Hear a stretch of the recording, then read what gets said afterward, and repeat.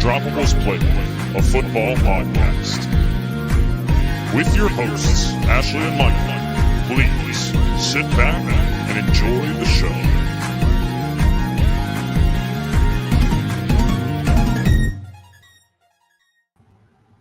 Hi, everyone, and welcome back to the Undroppables Playbook, a football podcast presented by the Undroppables. I'm your host, Ashley. This is my lovely co-host, Michael Duncan. How are you tonight?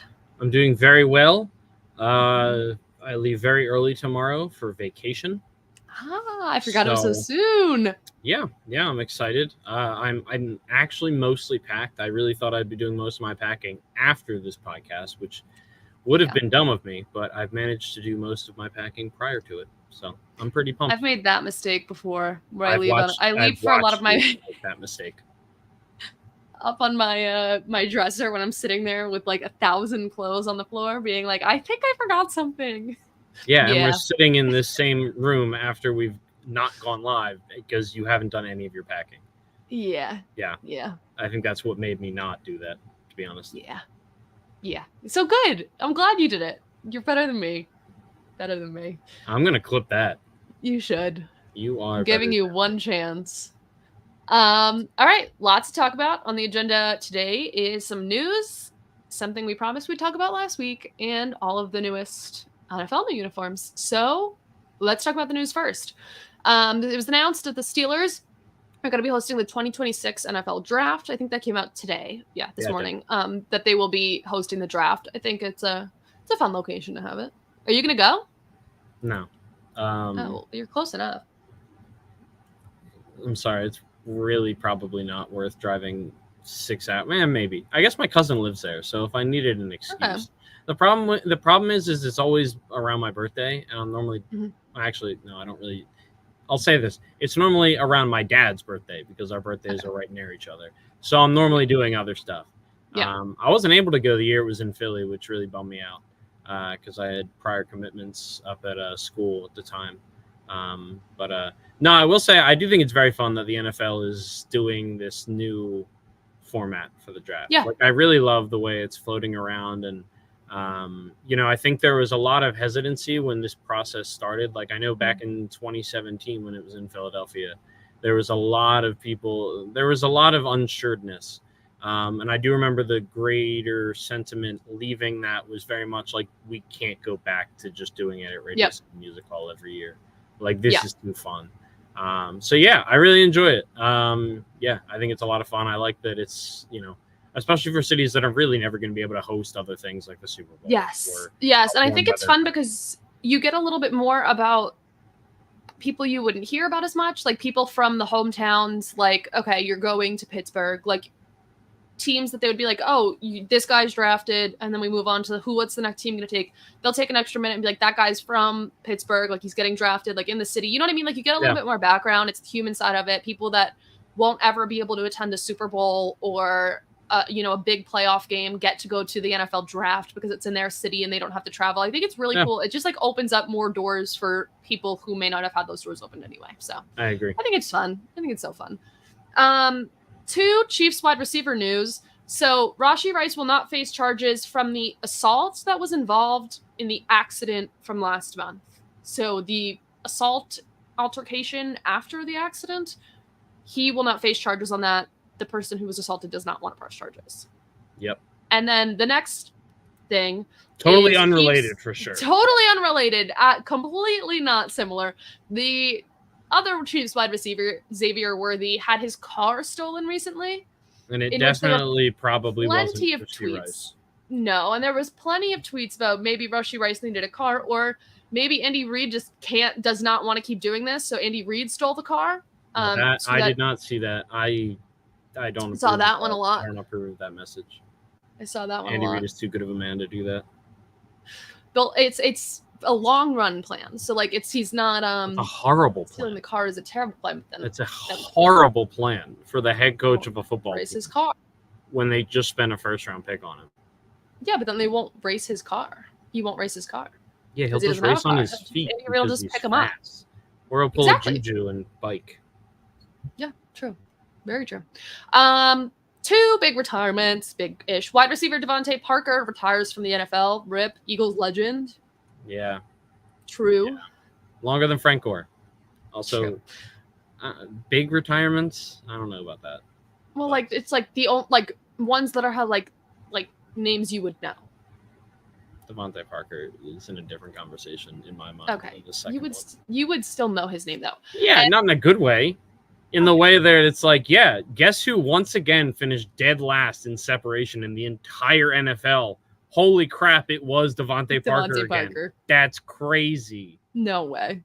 Yeah. And the next one is running back David Johnson, who also announced his retirement this week. And if you had him back in 2016, I want to say, he probably won you your fantasy league. Pour one out. And I was one of those people, so I did pour one out for David Johnson when this was announced. Free agent safety Jamal Adams had a visit with the Ravens this week. Just fun little aside, he still is a free agent. OTAs, which is organized team activities, started for 21 of the 32 NFL teams on Monday. Plenty of stories and videos and stuff coming out from OTAs from Monday. Are you excited about OTA season? Because I am excited for legends to be born, myths to rise. Yes, that's why. For people to overreact about Jamar Chase not being able to catch footballs. People overreacting to one Jalen Reagor catch, myself included, from a couple years back. This is my favorite time of year. It's great. Yeah. It's always lots of fun. I'm also a sucker for coach speak, genuinely. Yeah. So I love OTAs because it's like the coach speak is just top tier. They have nothing but praises to say about some of like the literal worst players in the NFL. So that's genuinely why it's my favorite. So that's what makes me excited for OTAs. I don't have like fun in it because I think it's great to like analyze people during OTAs, but it's fun for the stories. Fun for the stories. Yes. All right. So Cardinals wide receiver Marvin Harrison Jr. is being sued by Fanatics. I don't want to misrepresent this, so I'm going to pull from what the AP put out and kind of just read it. So Fanatics filed a lawsuit against Marvin Harrison Jr. alleging breach of contract. The lawsuit was filed in the New York Supreme Court on Saturday, and it says that Harrison did not fulfill his obligations and estimated the damage in the millions of dollars. He was a star receiver at Ohio State when he had signed the deal in 2023. Used the number he was picked number 4 overall. Details of the contract were redacted, and Harrison has publicly denied its existence, although ESPN reported the deal was worth at least $1 million for autographs, signed trading cards, game-worn apparel, and other marketing opportunities. They also note that Marvin Harrison Jr. does not have an agent and is being represented by his dad, his Hall of Fame dad, wide receiver Marvin Harrison. He's yet to sign the NFLPA group licensing agreement, which would allow the association to market his name, image, and likeness, and the Cardinals did not immediately respond to a message from the AP seeking comment. This is bizarre. Yeah. Also, I just don't really like Fanatics. Yeah, no. I don't really care. No. I think we should sue Fanatics, or the players should sue Fanatics. Why? For having their private parts on display. Oh, yeah. Well, different sport, but yeah, very prominent there.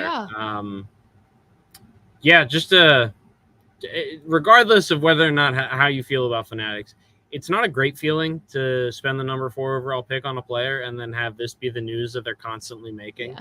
Yeah. Obviously, if his play on the field is his play on the field, it doesn't matter. If it's what you drafted him to be, it doesn't matter.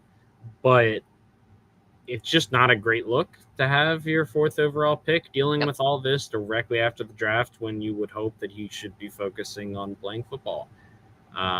It's just, it's not a great feeling. They can't sell Marvin Harrison Cardinals jerseys currently. Correct. The team can't be happy about that. Like you can't sell jerseys for the number 1, your 1st round pick. Yep. Really? Like that's a brutal blow, especially right after the draft. Everybody, and it's a skill position. Right it's on.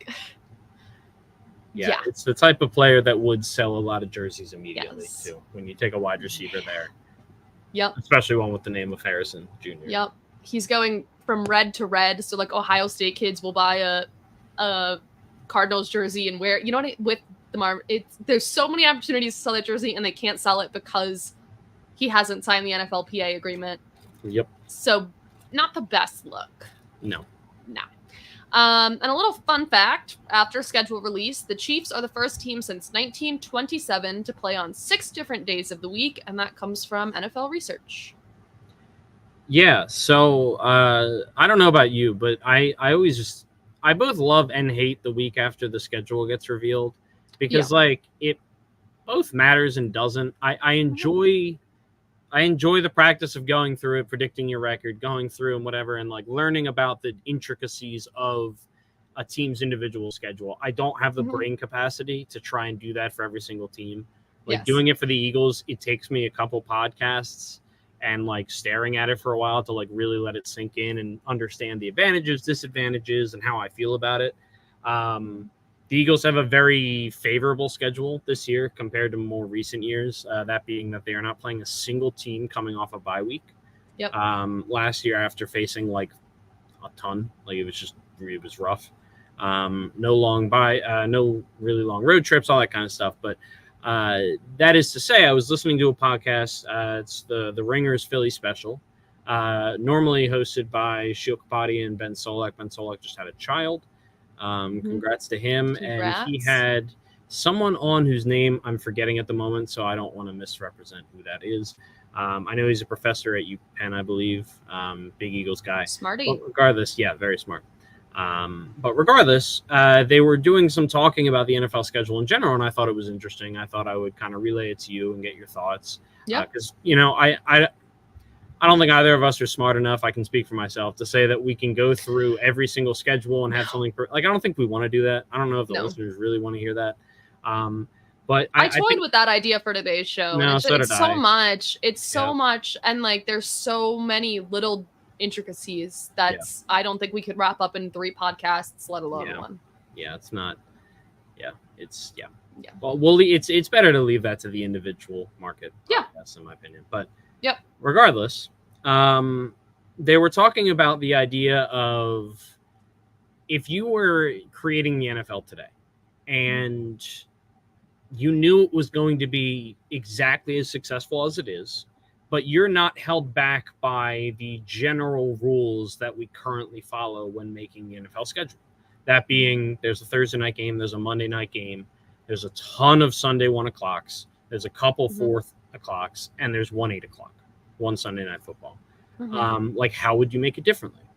And they said some really interesting things that I felt a lot of different ways about. But the general gist of it was that their approach would probably be more of basically starting at like 11:30 or something. You have one game kickoff every single hour, more or less until the end of the day. Monday nights you can do like one at 6:30 and one at 8:30. Thursday nights you can do one at 6:30, one at 8:30. You can probably get more Saturdays in there, possibly more Fridays. Like, they're already kind of stretching that. Like, they've always long said, we're not going to do that because of college football and high school football. They're already starting to kind of get away from that a little bit, leaning into Black Friday and now Christmas being on a Wednesday, all this kind of stuff. But the idea behind it was, by having the biggest downside of having all these games playing at 1 o'clock, obviously red zone is great, but it's really hard to like intently follow every single game. Yeah. And while there's still going to be a ton of overlap, every game does get its own, like, you're not going to have multiple games in time at the same time. Like, when that 11:30 game is going into the last 10 minutes of the fourth quarter, the game that started after it is in the third. The game that started after that is in the second.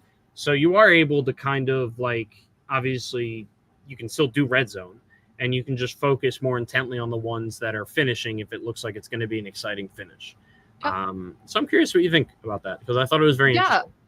I know hockey has done something like that in the past a couple times where they just have like every team play on the same day, but they do staggered like every half hour because it was every team in the league playing. And I think it's really enjoyable. And they still had like a version of red zone, their hockey version of it. It's a lot harder to follow than the NFL version of red zone because it's a much faster game with less breaks. They'd be in and out of the red zone pretty constantly.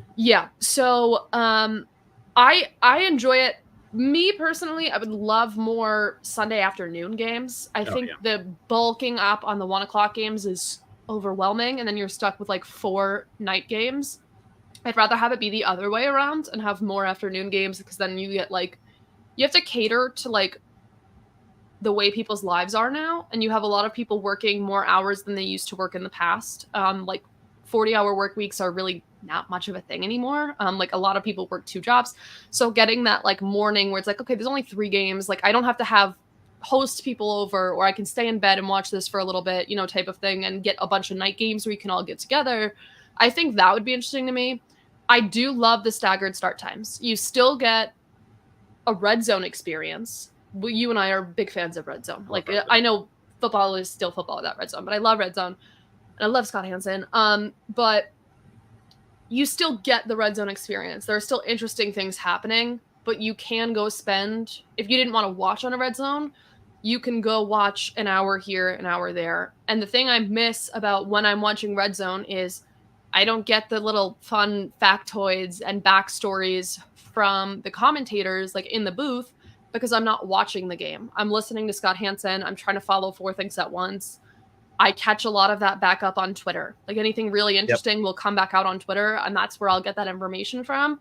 I do miss being able, like the Giants I'll watch, a very special, like a big game I'll watch, but you don't get that for every game, and I think you miss big pieces of information that are not like any huge piece of information they're still talking about, but like the fun facts, the stats, the interesting info, you miss out on that. And I think you can get a lot of that back with something like that.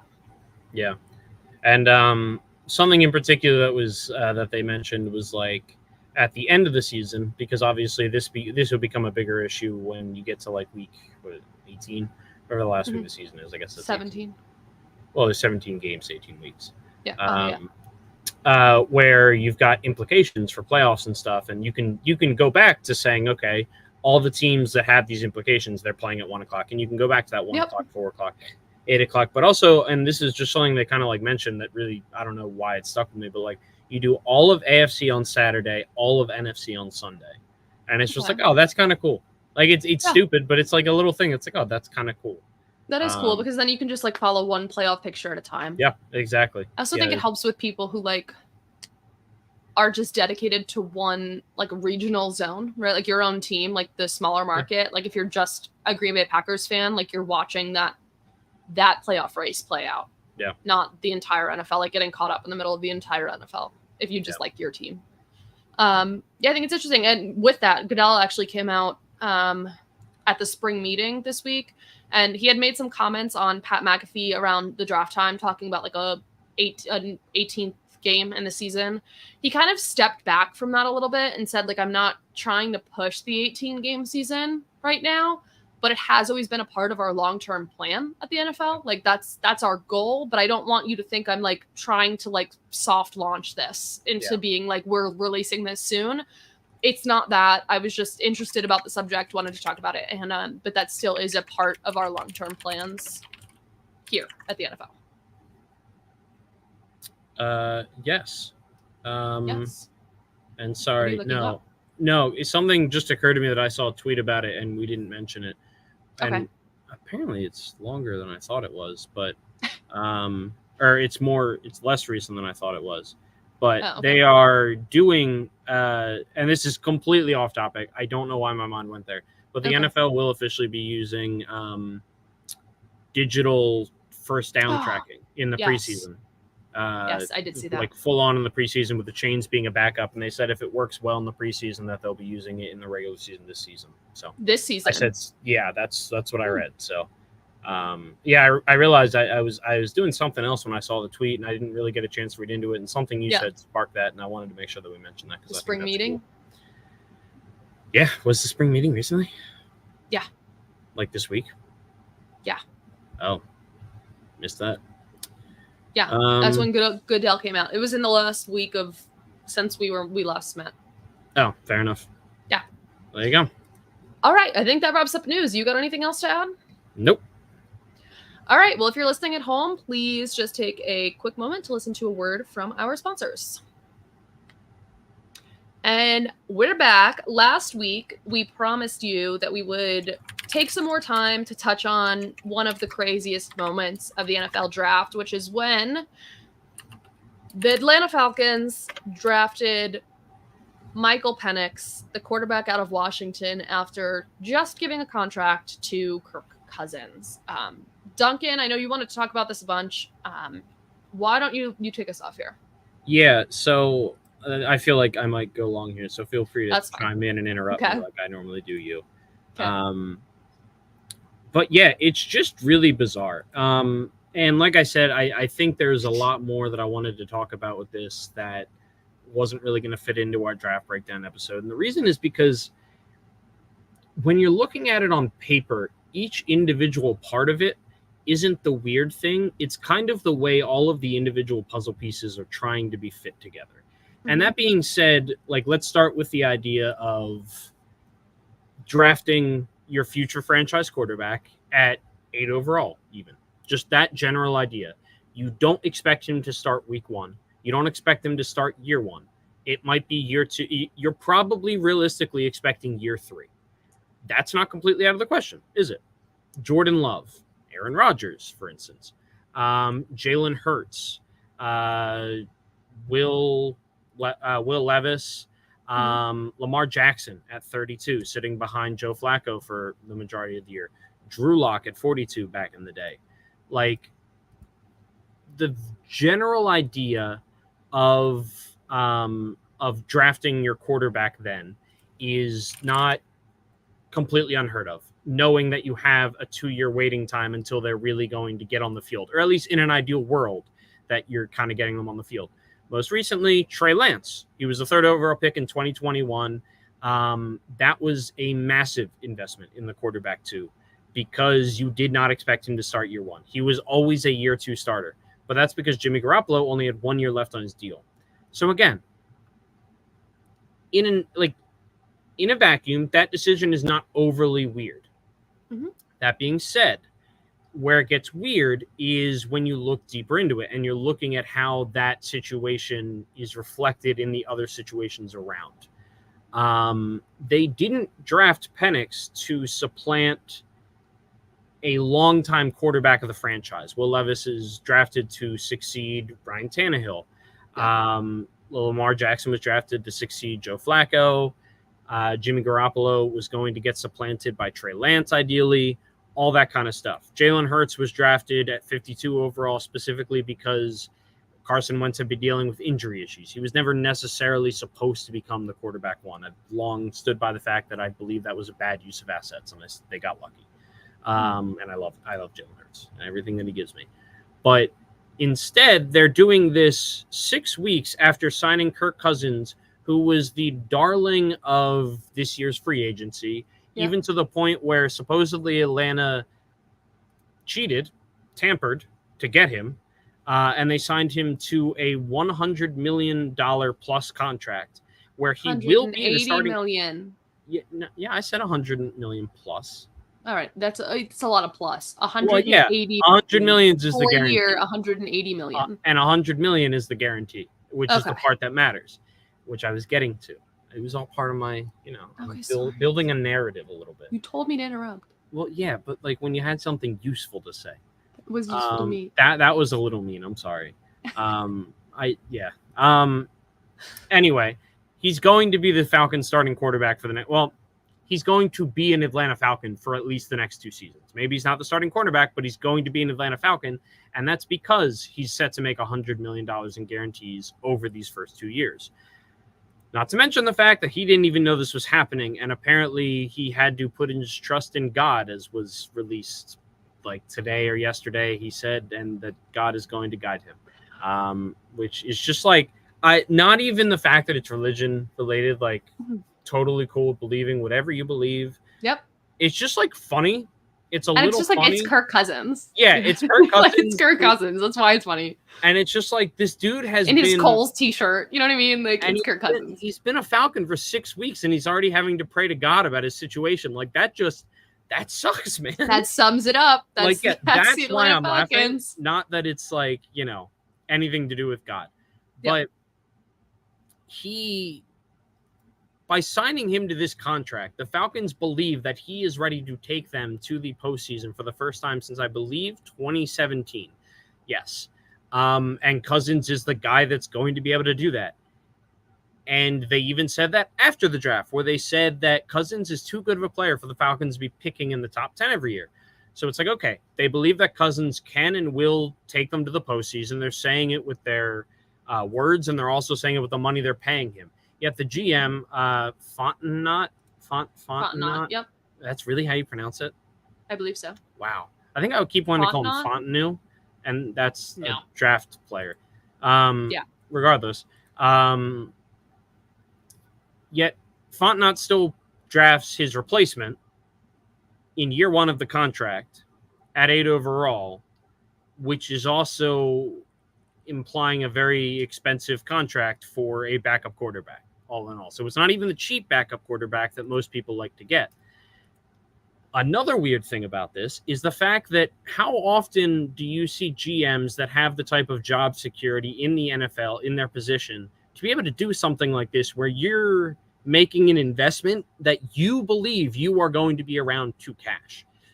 Most of the time when we see these types of weird, like kind of longish term investments, it's from a really good team with a recent history of doing things really well, making smart decisions. Howie Roseman is able to take risks and sign contracts to people in different ways that a lot of GMs aren't. He's able to trade current picks for future picks because he knows he has the job security and he's not scrapping for every inch right now, knowing that he has to win or keep his job. He can say, yeah, I'm going to set us up for success down the road because I know I'm going to be here. There's another way you see is not it, though. there. There's another way that happens, though. So it's that way, or it's the way of the people who know they're not there for much longer. And they're trying to make one big brain move to be like, well, look at this. You know what I mean? Like, but that's the opposite. That's what I'm saying. So like a pick like this can go one of two ways. It usually happens because a team is so good that they can take the risks. Like they have the ability and the cap space and the personnel to be able to make that risk without having too high of a downside. Like if you can not have that big of a downside with the number 8 overall pick, you know you're in a good position. Or it's with a GM or a front office staff that knows it's on its last leg and is like, we have to make one last big lasting impression and maybe they'll keep us.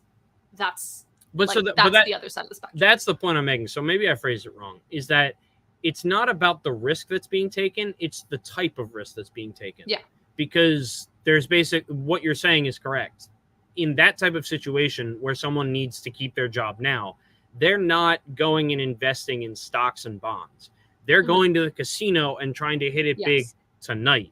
Howie Roseman, while he does go to the casino occasionally, his job security affords him the ability to say, yeah, I'm just going to go invest in Apple.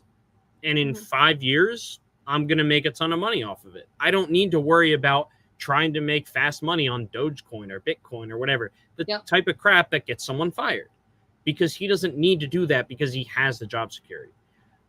So all GMs take risks. It's just about which risks they're willing to take based on the amount of job security. So Fontenot is taking a risk that is very abnormal for his situation.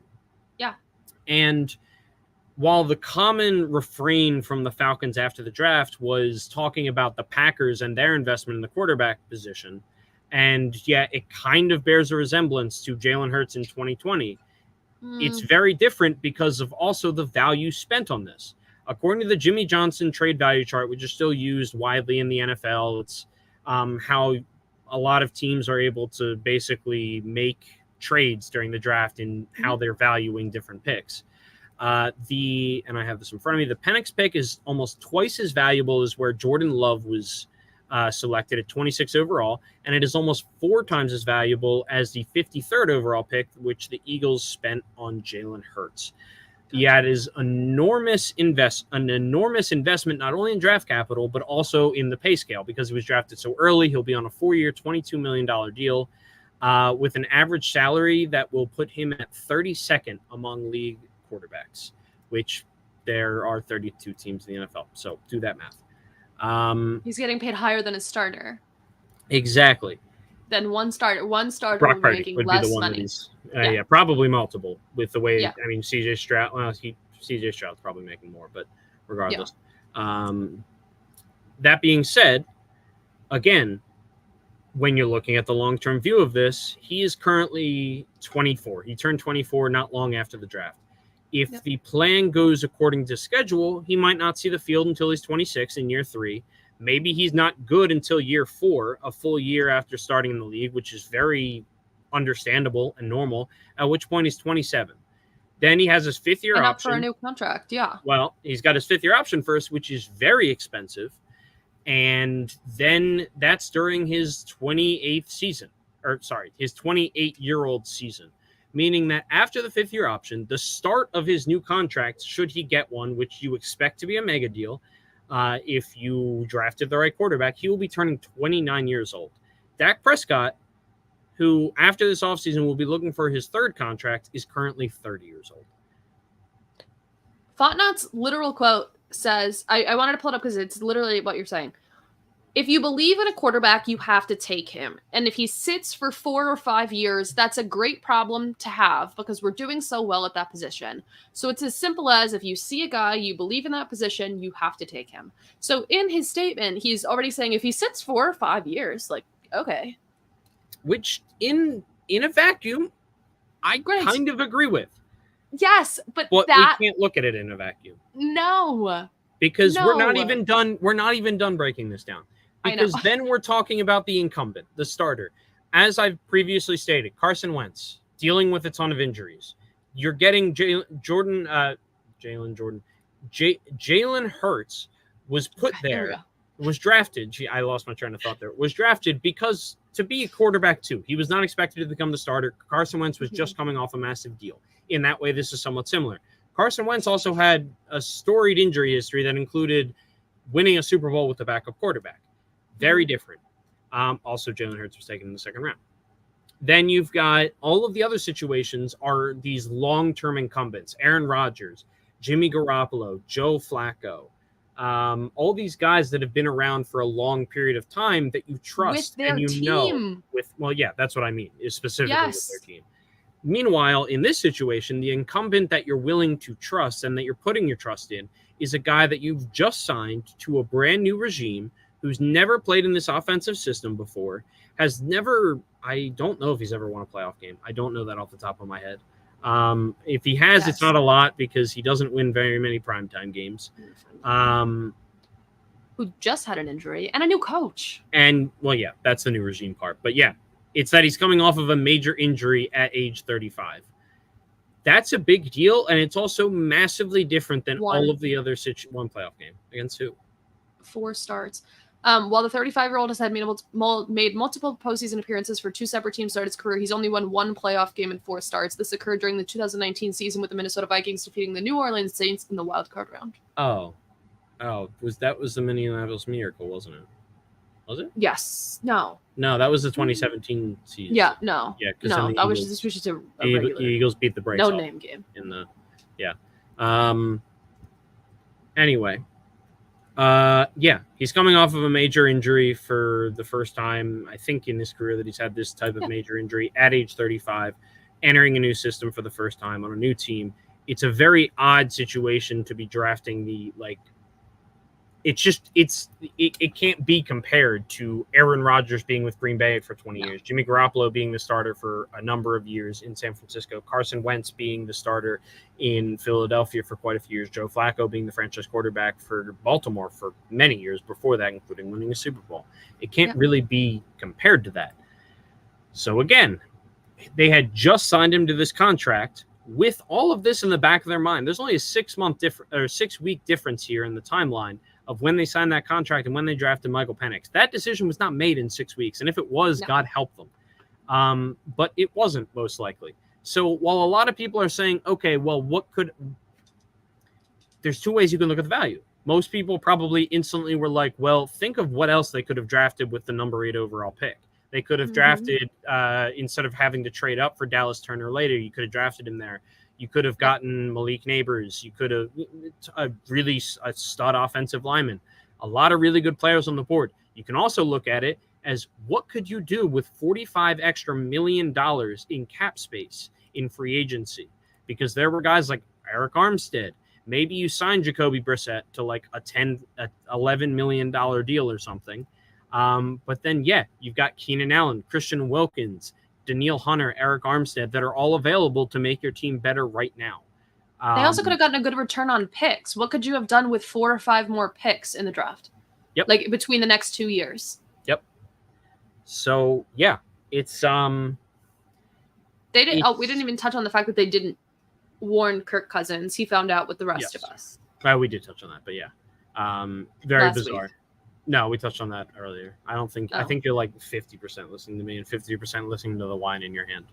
No, I know. I didn't hear that part, but I've been listening. All right, 90%. Trying in. Don't be mean to me. I'm gonna start calling you Harrison Bucker. Okay, relax. All right. Telling me to only speak up when I have something important to say. Wow. I agree with that. I stand by that. Don't speak up if you have something stupid to say. I'm trying to help you. Mean. Anyway, I would hope you say the same to me. You chime in all the time. I just don't. Yeah, and most of the time it's stupid, and I shouldn't have. I know. So we agree. I just didn't hear the part about you talking about that he wasn't warned. I mean, I didn't talk. I didn't go extensively into it. I just mentioned it because we have mentioned it before. But yeah. So all in all, it's just really, it's the combination of all these different puzzle pieces, how they fit together, and the fact that we saw a team make a massive investment in their quarterback 1, and then make an equally massive investment in a quarterback 2, both in the same offseason within 6 weeks of each other, seemingly with no real plan as to how to handle that. And that's without going into the fact that Michael Penix is old, injured, and we don't know what the locker room is going to be like. That's something we can't predict. We've seen those types of situations not go well because one guy's like, I'm not going to teach this guy. This is an even weirder situation because Kirk Cousins, what is he going to be teaching him in the playbook? Michael Penix is probably going to be taking snaps before Kirk Cousins, depending on their injury ability to heal and all that. I don't know Kirk's exact recovery timeline, but it's just a very bizarre situation. Entirely bizarre because it's more than just it's more than just the decision making. It's also the people that are involved in that, being a brand new GM, a brand new 35-year-old quarterback to this franchise coming off of a big injury, and then a 24-year-old quarterback with a large injury history and one that was probably noted as one of the more pro-ready ones, even if he doesn't have the highest ceiling. It's a bizarre assortment of people to be playing in this game that they've created. So yeah, it feels like somebody hit like randomize, and like that's how this happened. It feels so stupid. It feels so stupid. It was truly a highlight though, having to FaceTime you from the bar, and when you pick up, both of us are sitting there with our jaws on the floor and like, what? And we had to talk through it. You and I talked through it for a little while. Like, well, I'm sitting here and I say, well, could they have doubts, right? Like, do they have, but this is before Fontenot, coaches, anyone gives a press conference. It's right after the pick. Do they have doubts about Kirk Cousins' injury? And we talk about that for a little bit, how if that was the truth, then we don't know that he would have gotten the contract he got. Is there already some sort of issue in there? But again, it's like this pick was not made on a whim. Like the way they're talking about it, this was not made on a whim. It was the best kept secret of the draft up until like literally 2 minutes before the pick when they started showing him on the TV, and then what's his face said, Ian Rappaport was like, "Hey guys, just in case, wink, wink. I just make sure we have the camera angle, please." That was really bad. So there we go. Yep. So, yeah, it's just, God. It wasn't great. It wasn't great. No. I went from instantly confused, and then I went kind of back down all the way to the bottom, and I was like, okay, maybe this kind of makes sense. And then as I thought about it more, the less sense.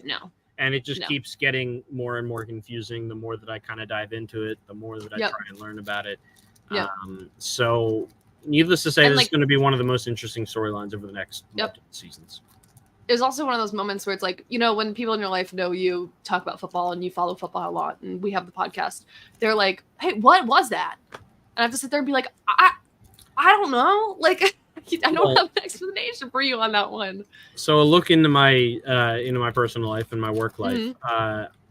We have a what's the word? A consultant that works for our company and helps me in particular with a new program that we're launching in our company. He's like an expert in that field and all that kind of stuff. He lives in Atlanta, and I think he's more of a baseball fan than he is a football fan. But we're pretty close, and we talk a decent bit. And so when they signed Kirk Cousins, I had sent him like a couple weeks later after we had talked about it. I sent him a couple gifts of like Kirk Cousins doing the weird chain dance things. And then after I went into work the next day, we had a meeting, and I look to go text him. Normally we're emailing, but I had more of an immediate thing. And I'm looking at my phone, and I see the last thing I sent him was a Kirk Cousins gift. And I was like, oh my God, this dude is a Falcons fan. He's probably really going through it. I was like, I'm not going to bother him today. I'm just going to leave him be. He can do his own thing. So, yeah. It's one of those moments where I had to sit back and be like, dude, I don't know. I can't really explain it to you. We'll just see, I guess. So kind of how the whole situation is. Like, okay, we'll see. Like, and even if it works out, I still think it was stupid. Well, yeah, and that's the thing is it look at how Jalen Hurts turned out. It turned out really well. I still stand by the fact that it was a bad allocation of resources, and it was not a good use of the 52nd overall pick. That being said, they'd probably do it again if they knew the outlook. And this is one of those things that no matter how it turns out, it should be process over results, and this is going to be a results over process if it goes well. So, well, that about does it for most of our thoughts. About any last final words? Banana. Wow. Okay. On that note, before we jump into talking about all the new NFL uniforms, please take a moment to listen to a word from our sponsors. All right, and to end our day, we're going to talk about some new uniforms, including one that's absolutely terrible in my eyes. We'll get to that one last, but we'll start with a different New York team. We'll start with the New York Jets, who technically launched these jerseys last year and then made them this year. So week 1 of last year, they wore one of these jerseys when they had beat the Buffalo Bills on the Sunday late night game, Monday or Sunday. I don't know. One of the primetime games. They beat the Bills. They launched them. It's called the Legacy Collection. It pays homage to the Sack Exchange era from 79 to 89. And it's part of their legacy and history. Thoughts? Yeah, I mean, I love it. I moved us to the other side so you can see the black. I love these kind of uniform designs because, and maybe I'm just like a sucker for it, but like I remember specifically, I want to say it was the Chargers that put out the picture of like all of the different combinations they can do with their uniforms and how good they all look. I love that. I think that's really fun when they do that because it's just like instead of having 3 distinct uniforms, you have like the ability to do a bunch of different ones. The Eagles do that a decent bit. Like they'll do like green on white. They'll do green on green. They'll do black. They'll do green on black. They'll do black on green, all that kind of stuff. Like I enjoy that.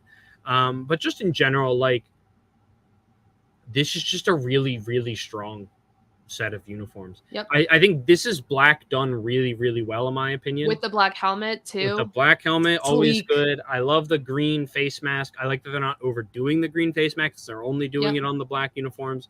I like the white numbers with the green outlines.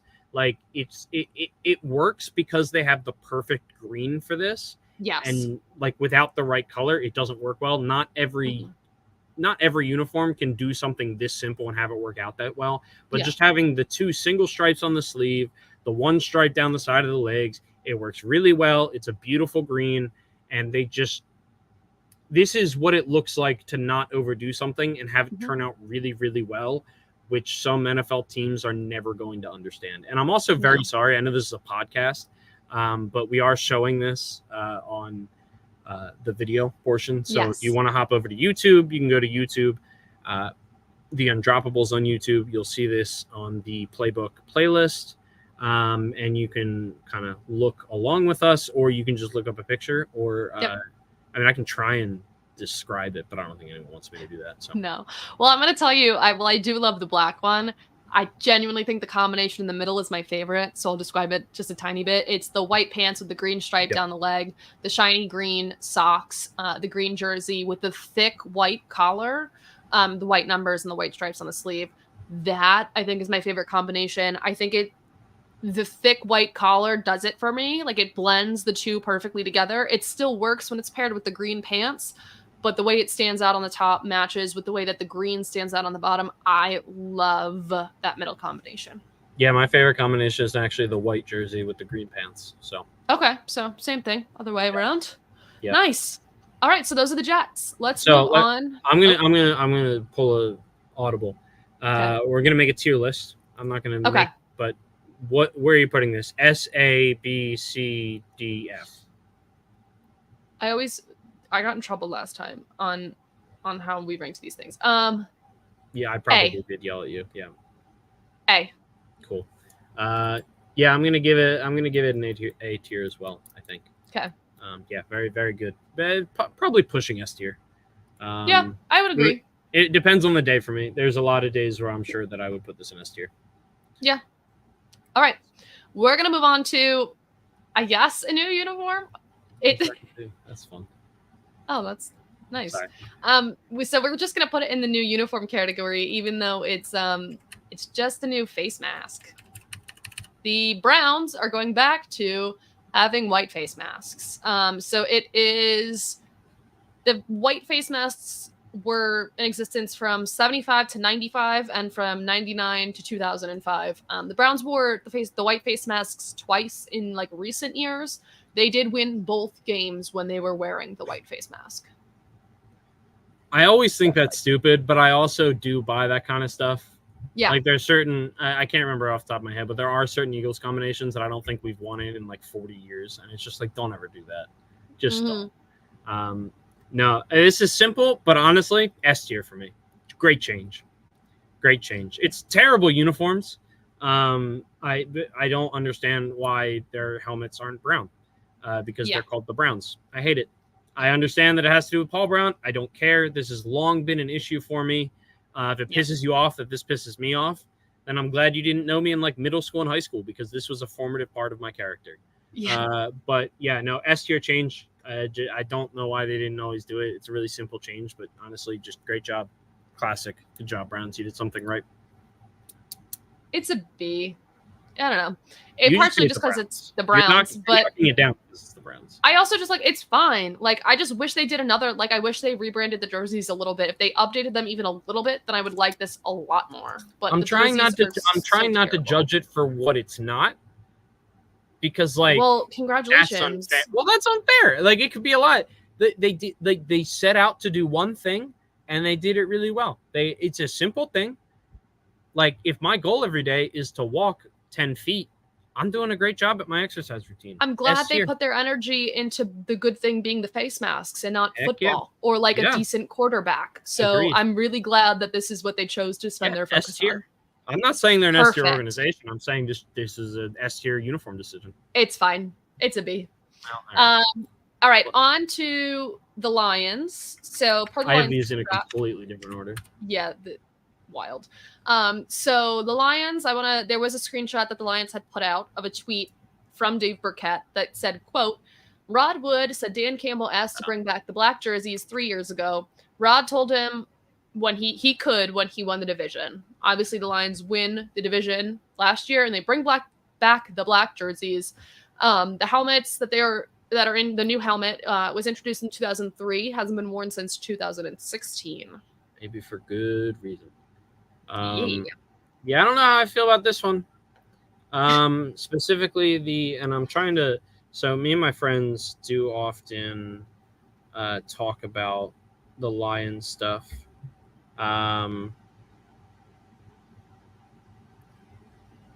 The only part I'm unsure about is the helmet. I can't honestly tell if I like it or dislike it. I will say, specifically on the black uniforms, I like the blue pants with the black jerseys a lot better than I like the black pants with the black uniforms, with the black tops. The black pants look like practice pants. Yeah. And also, I feel like if you're going that much black, having the blue helmets looks I don't know what it is. It looks worse to me. I think the blue helmet like commit to the all black or don't. Agreed. And that's like I think the Jets did that really well. I think that's the they right also way have to them do in all white black. sneakers in that photo, which also is terrible. No, it's just a bad representation of these uniforms. If we're talking entirely on the ones on the right, I think they're better. The right being the blue pants, and I feel a lot better about it. I don't know what it is about the left photo, maybe because it's edited less. That blue on the helmet looks so like pastel. I don't know if that's the word I'm looking for. It doesn't look Honolulu blue. No, it doesn't. It looks Carolina Panther blue. Yes. Which is I think why I hate it. Like it doesn't, because it reminds you of the Carolina Panthers. Yeah, and I like their black uniforms. I really think they do it pretty well. But no, it gets a little bit away from the Lions' normal stuff. But that being said, I think they nailed their other designs. Absolutely. That left picture. Yeah, it's just like they killed it. They really killed it. So you've got the blue jerseys with the silver helmets. You've got the white jerseys with the blue pants and the silver helmets. And also with white pants and white pants for the Blues as well.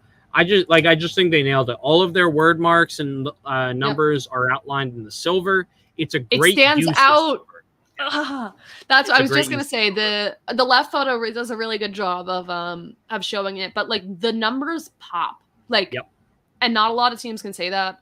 There are other teams that try and claim that their new rebrand is. I'll talk about them in a second, but like this is the way that you make numbers stand out and like stick in my brain. That's how to do it. Because it's not outlined to a point that it's entirely noticeable, right? Like you can notice that they're bolder, but you don't notice that it has an outline because it's the gray, which I think makes it even cooler. Yeah. And it makes the blue stand out too. Yeah, the Honolulu blue is so good, and the silver is awesome. I love that silver. I love silver in general. I think I'm more upset that they're not bringing back the silver uniforms that I like. That is the one thing that I don't like because I love those all silver uniforms with like the blue on it, and I love that. I'm a big fan, which I understand is not the most popular of takes, but just really well. It's a really good mix of like the classic Lions look, but like really redone in a really modern kind of way without looking like a college uniform. And just again, I've said it like 16 times, but like really good use of silver. It's not easy to do, or maybe it is, and no one does it. But I think it's like a shiny silver without being like when you start to get into shiny silver, you start to get into like glitter. Yeah, and it's although not a non-glitter uniform would be kind of sick. Messy, but sick. Yeah, I miss the Wild West of the color rush days. Yeah. If I'm being honest. But it's the perfect silver because like it still shines. Like it's not a matte silver. It's still shiny without being glittery. Yep. One last note. Inside the collar on their home uniforms, it's stitched in that it says One Pride. And inside the collar on their away uniforms, it's stitched in to say Detroit. Like just in case you're in another city and you need to remember where you have to go home to. It says Detroit on the inside. I will say. And also the outside. No. Okay. So here's the thing. So this was a point of contention. I might have even talked about it on here before. This was a point of contention with my friends when Arizona released their uniforms. I believe it was Arizona. Was my one friend gets really angry when home uniforms say Detroit, for the Detroit home uniforms. That's stupid because you're playing in your home stadium. You know where you are. It should say Lions. They know where they are. Yeah. And when they're away, when you are the away team, that's when it should say Detroit and not Lions.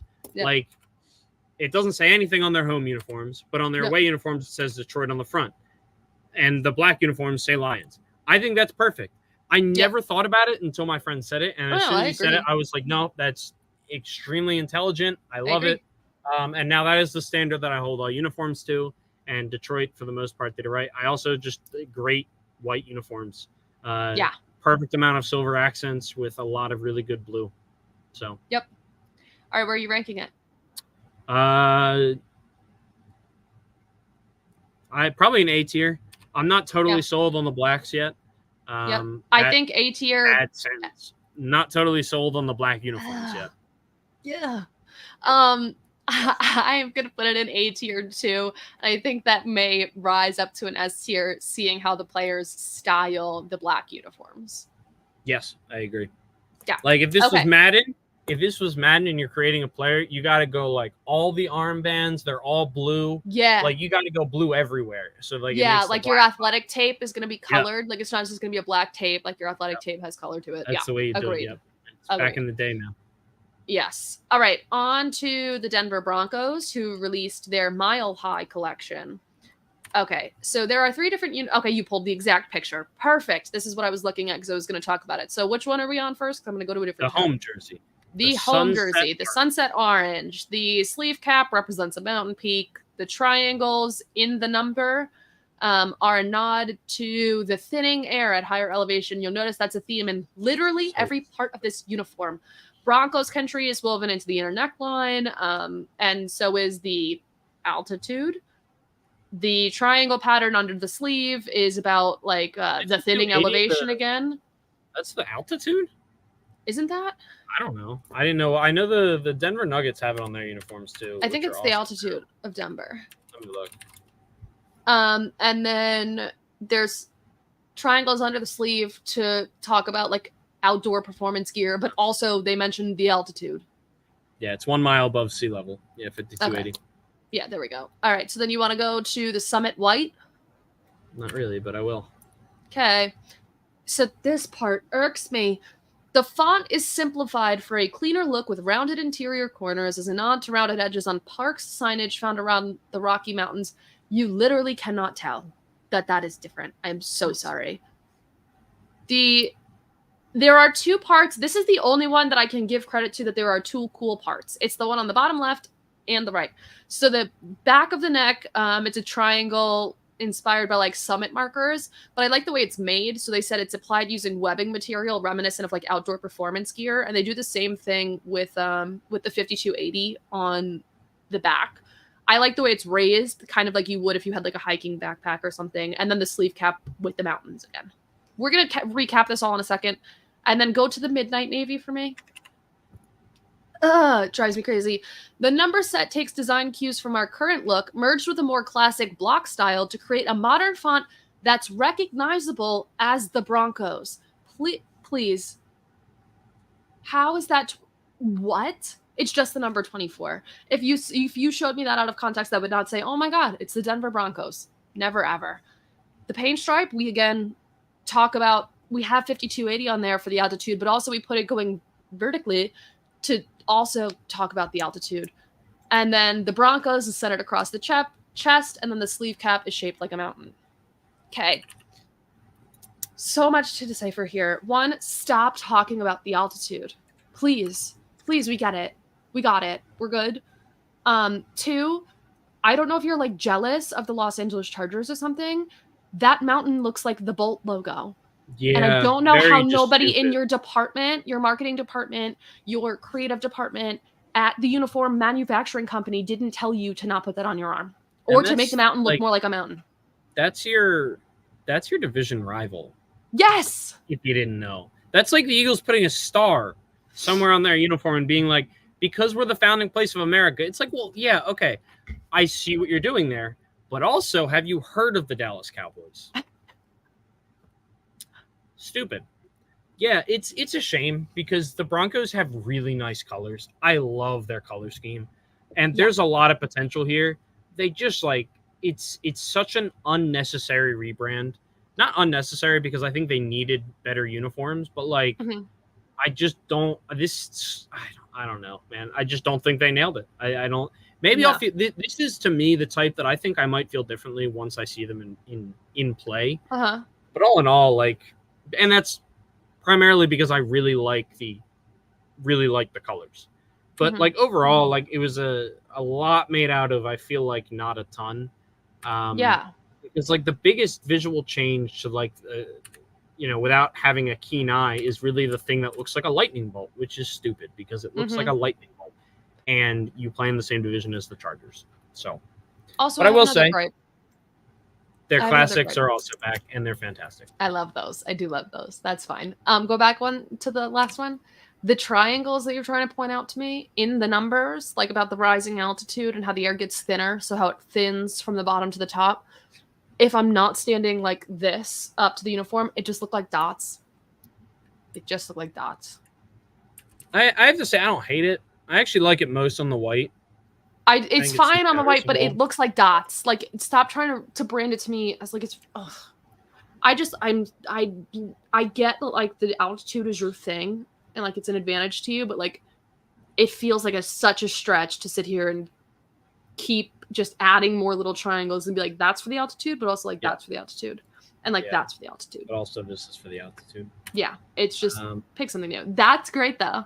Yeah, the classics are back. The 1977 inspired throwbacks, just really great. Just great uniforms. They should go back to them full time. If I like the other colors, I don't know if these are the exact same. I think it's a different blue. These are just beautiful. They're just great. Awesome. Those socks have my heart. I love the socks. Yep, just awesome. Like that smile right there, that says it all to me. Oh, right here. Whoa. That smile. Yeah. I didn't know. Okay. I think so. Where are you ranking it? It's like a C tier. C. Yep. Throwbacks are S tier, but everything else is C tier. Agreed.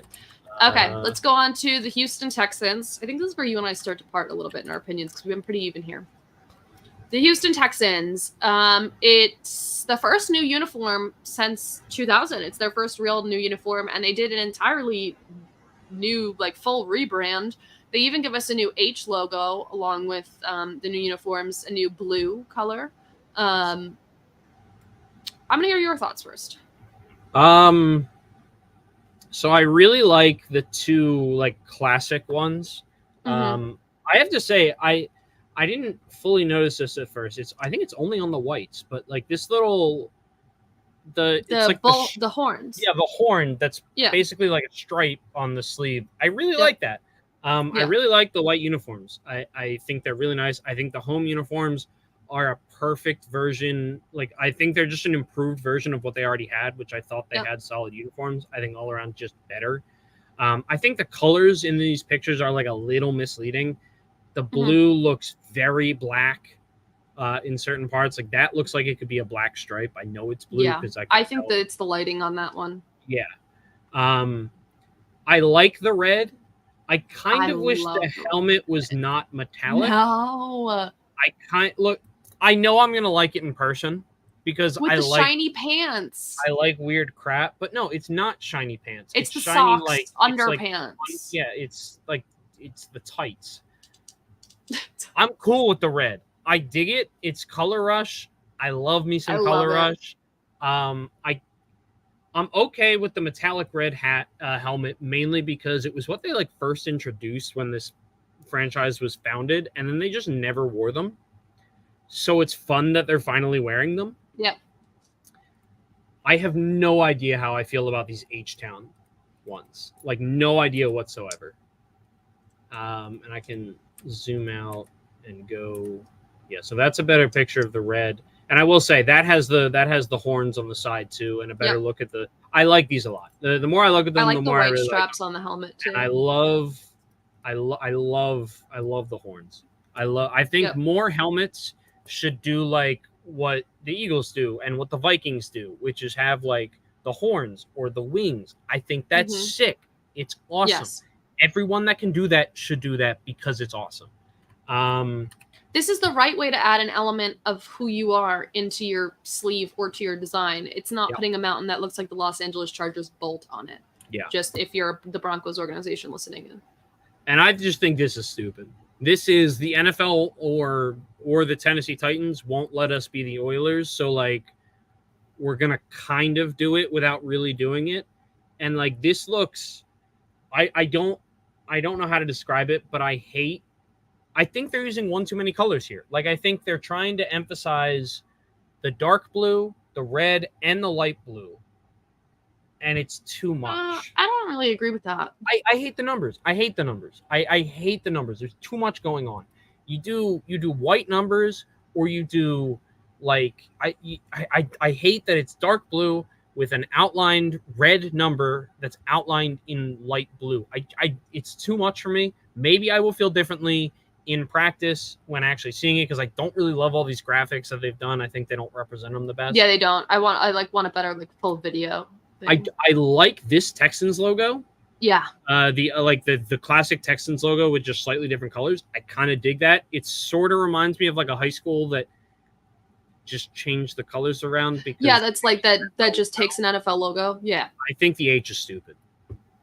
Here's my thing. It looks like a fancy H that SpongeBob drew. Like, here's my thing. I love petty. And this is petty to me about the whole Oilers thing. They're rightfully the Oilers. Petty in a good way. I don't know. I like it. It's petty in like we lost. So now we're gonna be petty, but the only one losing is the Texans because they get the worst version of the uniforms. Like, you compare this to the Oilers, it's the Oilers by a mile. Yeah, so I get. Yeah, I love petty, but don't be petty if you can't back it up. I don't know. I still like it. If I had to make one change to these, the only change I would make is that the 3, like the number or the 5, whatever, the number is outlined in white instead of blue, the light blue. And I think that would probably be better. I think that would probably be better. Change. I don't mind the wording at the top, on top of the letter being blue. That would probably be the one tweak I have with it. I like it with like the red pants underneath. I like that it's a uniform that will be able to be like a little bit more customizable. Yeah, I don't know. I think the more that I look at all like almost every uniform, you almost never see like 3 distinct colors on a uniform. And I think that's when it gets a little too busy, and that's what this uniform is doing, and it's heavily emphasizing it. Yeah, you're talking bold colors, like not a black or a white. Exactly, yeah. Like black and white, I'm not counting as a color here. Like you look at the other one of theirs, it's blue jersey, white number, red outline. It's white jersey, blue letter, red outline. Red jersey, blue number, white outline. Like, I think that people do that for a reason because it's not overwhelming. It doesn't. I don't know, but can you count the lines in that? The 3 color with the silver? Then it's silver, blue, and white. Oh, yeah. I'm counting the white or black there. Yeah.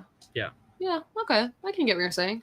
Yeah. I think I have a hard time describing how I feel about things like this, but I think that's what's bothering me the most about this uniform. Like, I would love to see someone that's much better in Photoshop than me, like, do a couple changes and make it so like it's a white outline or white letters or something along those lines. Okay, great. Because I want to see, and then we can tweet out and I can say that I was either correct or I see them and I still hate them and I hate everything else more. But yeah. All right, we'll pick a picture after. Fully agree with being petty. Fully disagree that you shouldn't be able to do it until you've already, like, it's like when you're going through a breakup and, like, if you're trying to, like, prove that person that, like, they shouldn't have broken up with you, like on a TV show, like One Tree Hill or some crap. Mm-hmm. Like, you can't waltz in there without a, I mean, like, if you're trying to make the point, you need to waltz Usually in there they do it with someone like, on your arm. Yeah, you need to do, and it has to be a supermodel. Yeah. Like, everyone's beautiful and all that, but like specifically if I'm writing like One Tree Hill for ABC Family or whatever, you can't have them walk in with just some random person. Like, they need to walk in with like a supermodel to like make people turn their heads. This is like, oh, that's just worse. Do we know if these are the alternate jerseys? Yeah, these are their alternates. Okay. I mean, they have 2 alternates essentially. The blues are their homes, the whites are the aways, and they have 2 alternates as far as I'm aware. All right, I'll go first because you're not gonna like the answer, but I think I'm putting it in S tier. Oh my god, better than the Jets? Oh, and the Lions? I am. No, I forgot the Lions. Yeah, all right, so I'm putting it in the A tier then with the Lions. Good. Because I love the red. I truly love the red. If you're asking me about the first 3, it's A tier, probably.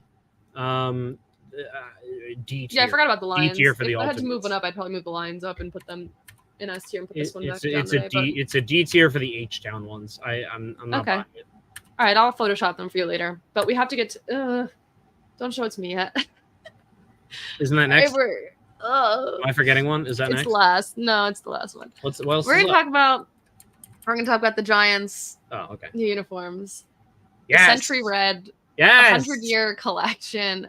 Yes. All right. It's a 1933 jersey, a 1938 helmet, and 1925 pants and socks. The Giants will be wearing it 2 times, up to 2 times this year.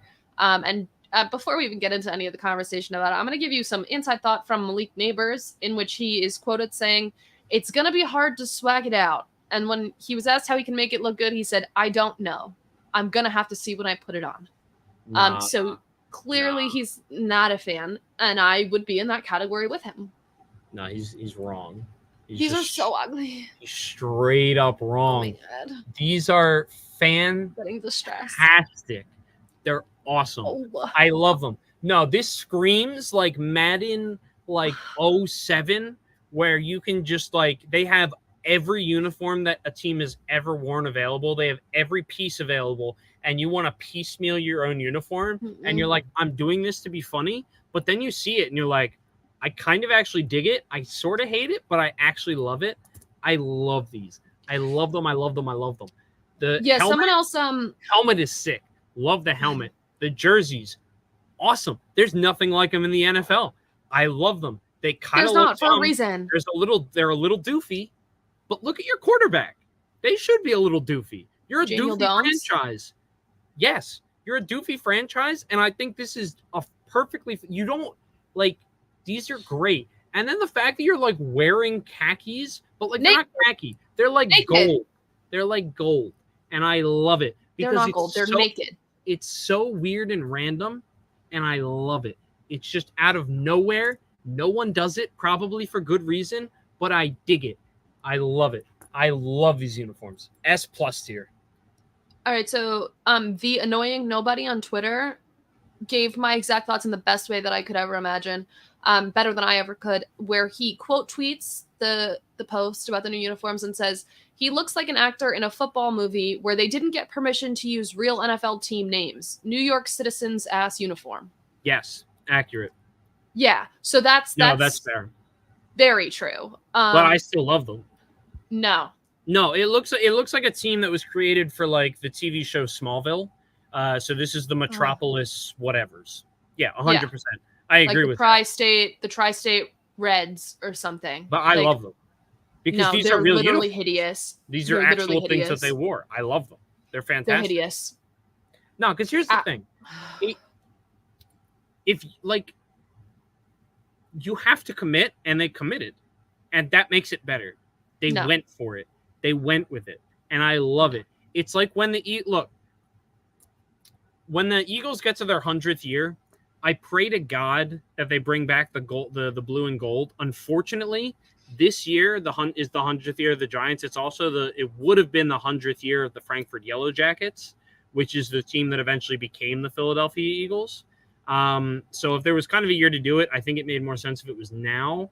Do you have any clue what I'm talking about? The blue and yellow from the Eagles? Yeah, they did a weird version of it like a bunch of years back, and everyone that I grew up with has a blue and yellow, either Brian Dawkins or Brian Westbrook jersey. It's uncanny. But like, I think when you're just doing that throwback and it's a little doofy, you have to lean into it, because not every team has like the Kelly green that you can modernize and just make look beautiful.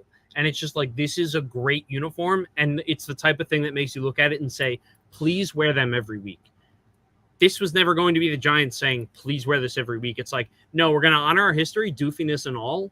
We're leaning into it. We know you don't want us to wear it every week, but gosh darn it, after we wear it for the second time, you're going to be like, I'd be okay if they bring that back every now and then. That's how I feel about the Frankfurt Yellow Jackets, blue and yellows, and that is exactly how I feel about these uniforms. They're beautiful. S+ tier. I'm really glad for you. Thank you. It feels disgusting, genuinely. Can you imagine losing to this team? Are you going to let me ever give my thoughts on the uniform? No, because you're so negative, and they're beautiful. They deserve positivity. No. They are terrible. The pants are terrible with the top. I don't like nude pants. I don't like when my players look naked on the field, genuinely. Love the socks. I do love the socks, okay? Hate the pants. I think I would like it better as a set if the pants were better. The helmets are okay. I'll lean into it. Helmets are okay. Don't like the gray face mask on it. I would have rathered like the second iteration of this, which is like the big stripe down the sleeve of the Giants. I despise the way this is set up. The entire thing is ugly, terrible. They're going to look like floating torsos out on the field. They're going to look like somebody streaked. They may get tackled by a referee or a security guard thinking that they were a streaker with no pants. And the second somebody gets tackled, they're going to look like they pooped their pants, which is just going to become a meme about how the Giants are as a franchise. You're bad anyway. Who cares? I'm over it. I know. I don't like them. They're ugly. They're ugly. They do not pass even the eye test. You want a really hot take? Look at them, you go, oh. You want a really hot take? What? These are better than the uniforms that you trotted out where you have mismatching blue helmets. I think those I hate those uniforms. I think they're terrible. Why do you have mismatching blue helmets? I don't get it. Yeah. But like we trotted out like it's cool. It's like no, these are cool. No. The jersey is okay. Like it's okay. No, the pants pulled together. I don't think I'd be this into it without the pants. We could argue about this. I would not. We could go in circles. For I would 2 hours. not be this into it without the pants. I think the pants being this doofy is extremely important. It makes sense. Like it's supposed to look like it's from 100 years ago, and it does. I get that. I don't care. Oh, you should. I don't care. 100 seasons, baby. There was 1,000 ways to do it better, and you chose to do it the worst way, which would make sense with the guy like Daniel Jones as the quarterback. So it sounds like Ashley has officially found her 13th reason why. So I guess now is the time to wrap it up for the night. Yeah, probably. Before the Giants make me have an aneurysm just over uniforms. We haven't even gotten to talk about like football over the Giants yet. It's just the uniforms. I would take those uniforms over basically everyone on their roster. Except for Malik Neighbors, but he would probably give basically anything to not be on that roster. So I think that's fair. There's some guys on there that would beat it out. All right, Duncan, where can we find you? You can find me on vacation. Actually, don't. And I'm not even going to say where I'm going. Not that I don't think anyone cares, but just for the safety of myself. Okay. But not at home. I will be on a beach. Yay. And on Twitter at mpduncan75. Okay, you can find me on Twitter at Ashley_Marie with 2 A's in Ashley. You can find me, Duncan, and the entire Undroppables crew on our Discord channels, which you can gain access to by becoming a patron at patreon.com/theundroppables. You can listen back to our podcast, The Undroppables Playbook, wherever you listen to your podcasts, whether that be Apple Podcasts, which is still a thing, despite what I tried to tell you last week, Spotify. You can watch us back on YouTube, especially if you wanted to see the uniforms we were talking about today. You can watch this video back on the Undroppables YouTube channel. There is a playbook playlist in there. If you go to playlists, you will see all of our shows and even some of our clips. And you can find me and Duncan live here on Wednesday night at 8 p.m. Eastern Standard Time. That's shown through the YouTube, but we're here live at 8 p.m. We have plenty to talk about. This off-season is going to be a fun one. We're going to do a couple more episodes like this where we talk about some fun things that we're going to rank and probably get into more arguments. So we hope you tune in with us next week at 8 p.m. Until then, I hope you have a wonderful night and a great week. Go Birds. Bye.